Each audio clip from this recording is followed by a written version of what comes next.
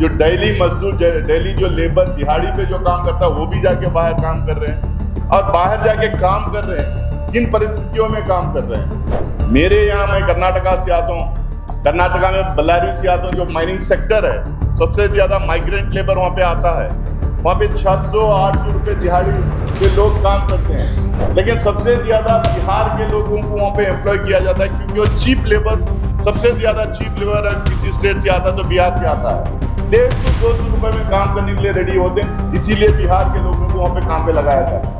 नमस्कार, आप live cities देख रहे हैं, मैं हूं आपके साथ मिस्टर में। देखिए, बिहार में पहले चरण की वोटिंग हो चुकी है, दूसरे चरण का प्रचार भी थम गया है और ऐसे में कल जो है वो 11 नवंबर को दूसरे चरण की वोटिंग होनी है। ऐसे में कांग्रेस की तरफ से लगातार सरकार पर हमला बोला जा रहा है, एनडीए पर लगातार हमला बोला जा रहा है। इस बीच कर्नाटका से आए राज्यसभा सांसद नाजिर हुसैन ने भी सरकार पर हमला बोला। उन्होंने कहा है कि जब बिहार के मजदूर कर्नाटक जाते हैं तो वहाँ पे उनसे 100-200 रुपये की मजदूरी करनी पड़ती है, क्योंकि बिहार में मजदूर इतने ज़्यादा है कि उनको अलग राज्यों में जाके लगातार कम पैसों पर मजदूरी करनी पड़ती है और बिहार के मजदूरों की हालत काफ़ी दयनीय है। ऐसे में सरकार, हमारी सरकार बनती है, यानी कांग्रेस की सरकार बनती है बिहार में, तो हम इन तमाम मुद्दों पर सवाल उठाएंगे और तमाम मुद्दों का समाधान निकालेंगे। ऐसे में क्या कुछ कह राज्यसभा सांसद नाजिर हुसैन, आपको सुनिए। नमस्कार।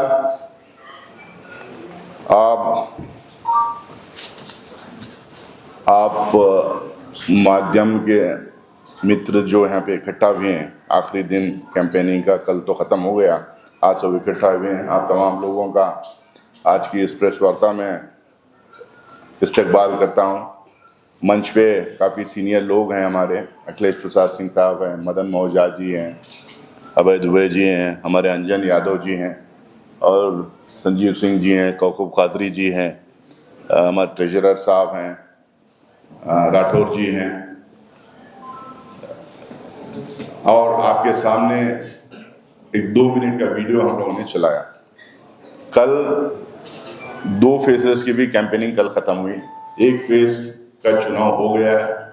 कई लोग अपने अपने हिसाब से एग्जिट पोल और ओपिनियन पोल वो सब सामने रखे हैं।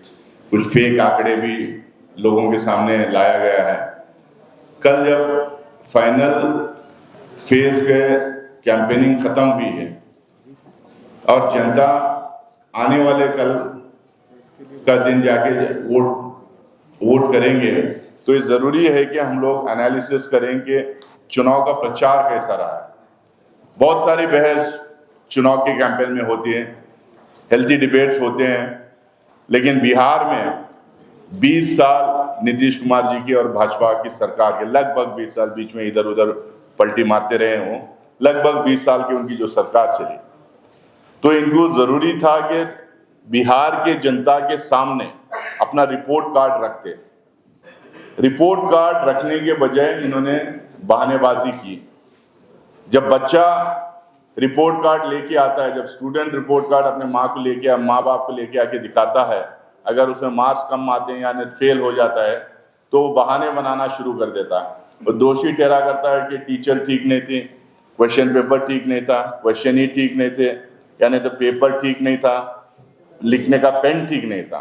इसी तरह से 20 साल बाद जब लोगों के बीच में जब जा रहे थे, 4 सरकारें बने, इनको चाहिए था कि 20 साल में इन्होंने 5-5 साल के बाद जो वायदे किए थे, जो लोगों के सामने अपनी बात रखी थी, जो बिहार की जनता को गलत वायदे किए थे, उस पर कितना ये खरा उतरे हैं, कितना काम किए हैं, कौन से सेक्टर में इन्होंने कितना काम किया है, ये लोगों के सामने रखना था। लेकिन वो तो रखा नहीं इन्होंने।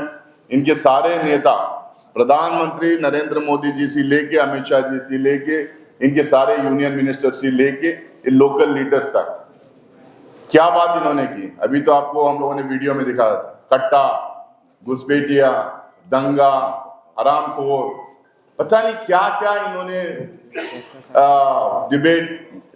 डिबेट का स्तर गिराते हुए पता नहीं क्या क्या बक रहे थे, क्या क्या बोल रहे थे। हम चाह रहे थे कि जवाब दें, जो जनता चाह रही है, जो जनता सवाल पूछ रही है उसका जवाब दें। सबसे बड़ा सवाल जो हम लोग जहां जहां कैंपेन में गए थे, मैं तो कम से कम 20 पब्लिक मीटिंग एड्रेस किया, 2-3 प्रेस कॉन्फ्रेंसेस किया, कई लोगों से मिला पिछले 20 दिन में। तो सबसे बड़ा सवाल जो जनता के मन में था कि पलायन। अगर ये लोग क्लेम कर रहे हैं कि इन्होंने तरक्की की, डेवलपमेंट किया, इंडस्ट्री लाई, एम्प्लॉयमेंट बढ़ाया, तो ये सवाल जो सबके दिमाग में बार बार जो आ रहा था कि 1.5 करोड़ बिहार की जनता बाहर जाके काम क्यों कर रही है। 1.5 करोड़ पढ़े लिखे भी बाहर के जाके काम कर रहे हैं, जो पढ़ नहीं पाए वो भी बाहर जाके काम कर रहे हैं, जो डेली मजदूर, डेली जो लेबर दिहाड़ी पे जो काम करता है वो भी जाके बाहर काम कर रहे हैं। और बाहर जाके काम कर रहे हैं, किन परिस्थितियों में काम कर रहे हैं। मेरे यहाँ, मैं कर्नाटका से आता हूँ, कर्नाटका में बल्लारी से आता हूँ, जो माइनिंग सेक्टर है, सबसे ज्यादा माइग्रेंट लेबर वहां पे आता है। वहां पे 600-800 रुपए दिहाड़ी पे लोग काम करते हैं, लेकिन सबसे ज्यादा बिहार के लोगों को वहां पे एम्प्लॉय किया जाता है, क्योंकि वो चीप लेबर, सबसे ज्यादा चीप लेबर किसी स्टेट से आता है तो बिहार से आता है। 150-200 रुपए में काम करने के लिए रेडी होते हैं, इसीलिए बिहार के लोगों को वहां पे काम पे लगाया जाता है। ह्यूमिलेशन फेस करना पड़ता है, इंसल्ट उनका होता है, डिग्निटी ऑफ लेबर उनका नहीं होता है, वायलेंस के केसेस में उनको फंसा देते हैं, और जो हमारे माँ बहनें जो जाके काम कर रहे हैं उनके साथ हरासमेंट होता है। तो ये सब सहते हुए भी जाके बाहर इसलिए काम कर रहे हैं क्योंकि बिहार में नौकरियां नहीं है। पिछले 20 साल में नौकरी नाम की चीज यहाँ पे आई ही नहीं है। जो उल्टा जो सैंक्शन पोजीशंस थे, जो वैकेंसीज थे, उसको भरा नहीं गया। ये कहते हैं कि जो ईश्वर भी नीचे आके भरना चाहे तो जो कॉन्ट्रैक्ट बेसिस पे जो एम्प्लॉयज को लिया गया उनको परमानेंट नहीं कर सकते। यहां तक ये कहते हैं भाई हमें सरकार 5 साल में हमने सरकार में रख के देखिए, हम बताते हैं कि कैसा परमानेंट किया जा सकता है, कैसा नौकरियां दी जा सकती हैं। ये खुद नौकरियां दे नहीं पाए, उल्टा हमसे सवाल कर रहे हैं कि आप नौकरियां कहां से पैदा करेंगे। भाई आप चले जाइए कर्नाटक, तेलंगाना, तमिलनाडु, महाराष्ट्र, पंजाब, हरियाणा, दिल्ली, जहां जहां हमारे सरकारें थे, कैसा हम लोगों ने नौकरियां निकाले, कैसा हम लोगों ने नौकरियां पैदा किए, कैसा हम लोगों ने इन्वेस्टमेंट लाया, कैसा वहां पे इंडस्ट्री फैक्ट्रीज लगाए, बड़े बड़े इंडस्ट्रीज कैसा ले, कैसा प्राइवेट सेक्टर में, गवर्नमेंट पब्लिक सेक्टर और प्राइवेट सेक्टर में दोनों में भी कैसा नौकरियां हम लोगों ने वहां पे बहाल की, तो हम बताएंगे। तो हम जनता से बार बार यही आग्रह कर रहे हैं कि इनके 20 साल में ये लोग जो कर नहीं पाए, फिर उसी तरह के बड़े क्लेम्स, हेलो स्लोगन्स, बड़े बड़े जो है स्टेटमेंट्स देके ये लोग चले जा रहे हैं। इसी तरह से इन्होंने पास्ट में दिया था, आज भी वही स्टेटमेंट्स दे रहे हैं। तो हम जनता से ये अपील कर रहे हैं कि 5 साल हमें चांस दीजिए, 5 साल हमें चांस दीजिए।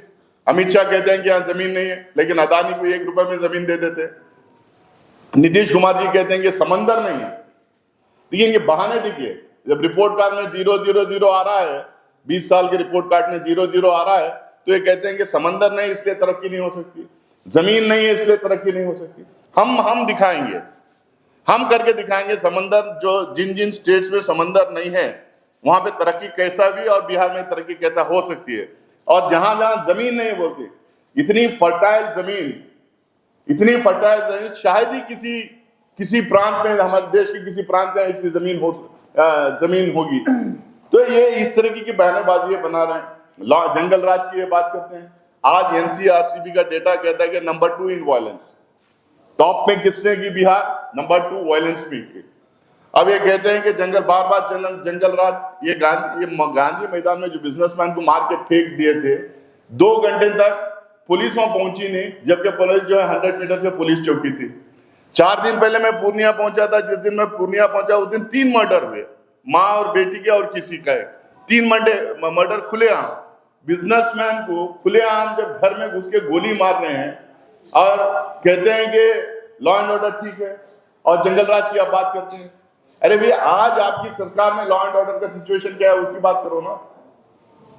20 साल आप सरकार में रहे लगातार। आज मैं जहां से आता हूं, कर्नाटका आंध्रा से सबसे बड़े इंफ्रास्ट्रक्चर कंपनीज जो है, सबसे बड़े देश भर कंपनी जाके देश भर में काम करते हैं। आप बताइए कितने कंपनी जो बिहार में काम करने आए थे वो भाग गए पिछले 20 साल में, अपने इक्विपमेंट्स छोड़ के भाग गए क्योंकि लॉ एंड ऑर्डर सिचुएशन ठीक नहीं था। तो आप लॉ एंड ऑर्डर की बात करते हैं, तो एक तरफ ये बहानेबाजी कर रहे हैं, एक तरफ क्योंकि इनके पास बोलने के लिए कुछ नहीं, घुसपैठिया। भाई घुसपैठिया अगर हैं, इनको घुसपैठिया 5-5 साल के बाद क्यों याद आते हैं, मुझे आज तक ये समझ में नहीं आया।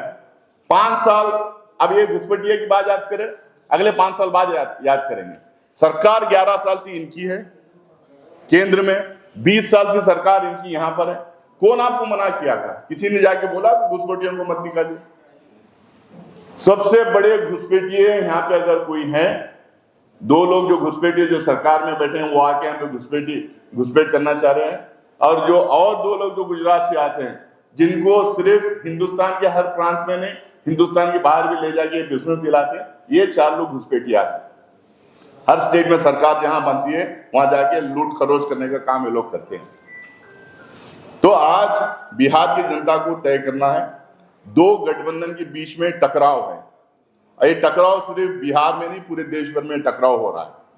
हम बार बार ये कह रहे हैं, आज बिहार के लोगों को ये सवाल उठाने की जरूरत नहीं पड़ती। अगर पिछली बार थोड़ा सोच समझ के वोट किए होते और 5-7 सीट हमें आए होते तो पिछले बार ही हमारी सरकार बन जाती। लेकिन जो होना था हुआ, 20-25 सीट हमें पार्लियामेंट में आए होते तो हमारी सरकार वहां पे पार्लियामेंट में बन जाती।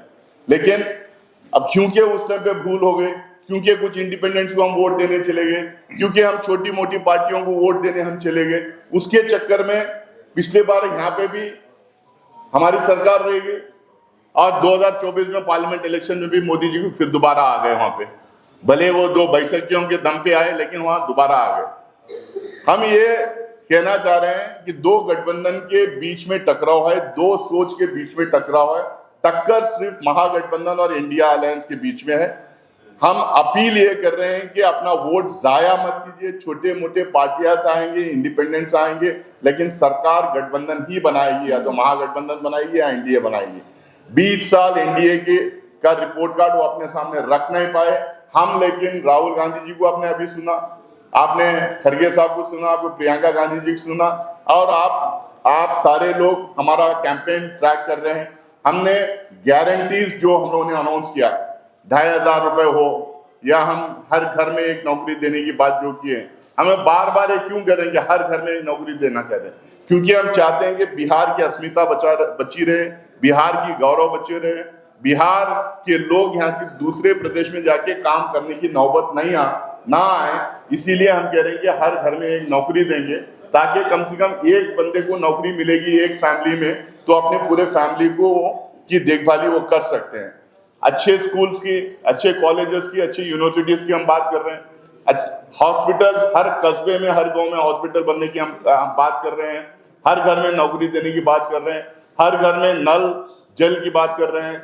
बिजली 24/7 देने की बात कर रहे हैं। आज बिजली के रेट्स तो आसमान छू रहे हैं, बिजली के रेट्स आसमान छू रहे हैं। हम उसमें 200 यूनिट फ्री बिजली, 200 यूनिट गरीबों को फ्री बिजली देने की बात की है। ये कर्नाटका में हम लोगों ने करके दिखाया। भाजपा सवाल पूछ रही है आप लोग कैसा करते हैं? कर्नाटका में हमारे 5 गारंटीज हम लोगों ने अनाउंस किया। जिस दिन महागठबंधन की सरकार बनी उस दिन से इंप्लीमेंट करना शुरू कर दिए। तेलंगाना में 6 हम लोगों ने अनाउंस किया। अंजन यादव जी यहाँ बैठे हैं, एक एमपी, 6 गारंटीज अनाउंस किए। जिस दिन गठबंधन की हमारे कांग्रेस की सरकार बनी उस दिन से इंप्लीमेंट करना शुरू कर दिए। हिमाचल प्रदेश में अनाउंस किए, उस दिन से हम लोगों ने इंप्लीमेंट करना शुरू कर दिए। यहाँ भी हमारे जो गारंटीज हम लोगों ने अनाउंस किया, वो गारंटीज को इंप्लीमेंट कराने की जिम्मेदारी कांग्रेस पार्टी की है। हम किसी भी तरह से उसको इंप्लीमेंट करा के रहेंगे। मैनिफेस्टो जो हम लोगों ने अनाउंस किया है, हमारा मैनिफेस्टो जो है, और इसके सरकार जब महागठबंधन की सरकार जब बनेगी, हम लोग कॉमन मिनिमम प्रोग्राम बनाएंगे। Guarantees, manifesto, common minimum programme, ये तीनों को इंप्लीमेंट करवाने की जिम्मेदारी राहुल गांधी जी की है, मल्लिकार्जुन खड़गे साहब की है। हम लोग पूरी जिम्मेदारी लेंगे कि लॉ एंड ऑर्डर यहाँ पे ठीक रहेगा, और हम लोग जिम्मेदारी ले रहे हैं कि ये तीनों चीज हम लोग इंप्लीमेंट करवाएंगे। ये बहुत सारे इश्यूज हम जनता के सामने रखे हैं। कैंपेन में बहुत बात हुई है। हम जिस तरह की भीड़ आ रही थी हर जगह से हमारे नेताओं को सुनने के लिए, जिस तरह से वो सवाल पूछ रहे थे मौजूदा सरकार के लीडरों को, वो जवाब जो दे नहीं पा रहे थे, ये सब आपके सामने है। फिर से एक बार हम अपील करेंगे कांग्रेस पार्टी की तरफ से कि हम चाहते हैं बिहार को कर्नाटक जैसा, तेलंगाना जैसा, तमिलनाडु जैसा, महाराष्ट्र जैसा, पंजाब, हरियाणा जैसा हम बनाना चाहते हैं। ये गरीबी और ये बेरोजगारी से मुक्त दिलाना चाहते हैं। इसीलिए 20 साल इनको आपने चांस दिया, 5 साल हमें मौका दीजिए, ताकि हम बिहार को तरक्की के रास्ते पे डालें। फैक्ट्रीज आए, इंडस्ट्री आए, नौकरियां बच्चों को लगे, अच्छे स्कूल्स, कॉलेजेस, यूनिवर्सिटीज खुले, अच्छे हॉस्पिटल्स खुले, और बिहार तरक्की के रास्ते पे चल पड़े। और हम एक चीज जरूर जानते हैं, बिहार जो है हमेशा रास्ता दिखाया है, और बिहार से जब जब आवाज उठी है देश रिस्पॉन्ड किया है। बिहार की तरफ पूरा देश देख रहा है, पूरी जनता देश की जनता देख रही है। तो हम अपील करते हैं कि आप फिर से एकदम हमें राह दिखाए, ताकि हम सिर्फ बिहार का बदलाव नहीं, देश का बदलाव चाहते हैं। आज यहाँ पे आप बिहार में महागठबंधन को जिताइए, 2029 में इंडिया अलायंस की सरकार देश में बनेगी। बहुत बहुत शुक्रिया आप लोगों को। नासिर भाई को चूंकि जाना है, उनका फ्लाइट का वक्त है, चाहते हैं, मैं अनुरोध करता हूँ अखिलेश प्रसाद से। नासिर जी से एक सवाल। एक मिनट जी पूछिए। अच्छा, आप कर्नाटक से आते हैं और यहाँ पर आप 20 दिन से आपने कहा कि बिहारी के लिए लड़ाई लड़ रहे हैं, तो जब वहाँ कर्नाटक में बिहारी के साथ अत्याचार होता है तो आप स्टैंड सामने क्यों नहीं? कांग्रेस पार्टी पूरा स्टैंड ली। कांग्रेस पार्टी में लॉ एंड ऑर्डर 100% इम्प्लीमेंट वहाँ पे होता है। सिर्फ बिहार के साथ नहीं, बिहार के अलावा भी देश का कोई भी बंदा जाके कर्नाटका में काम करता था उसकी सुरक्षा होती है। हम लोग बहुत ही स्ट्रिक्टली लॉ एंड ऑर्डर को इम्प्लीमेंट करते हैं, और खासकर बिहार जहाँ से गरीब जनता के कम पैसों पे वहाँ काम करती है। सिर्फ उनका वायलेंस रिलेटेड ही नहीं है, लेकिन उनकी जहाँ दिहाड़ी की भी बात आती है, हम उनकी लड़ाई लड़ते हैं।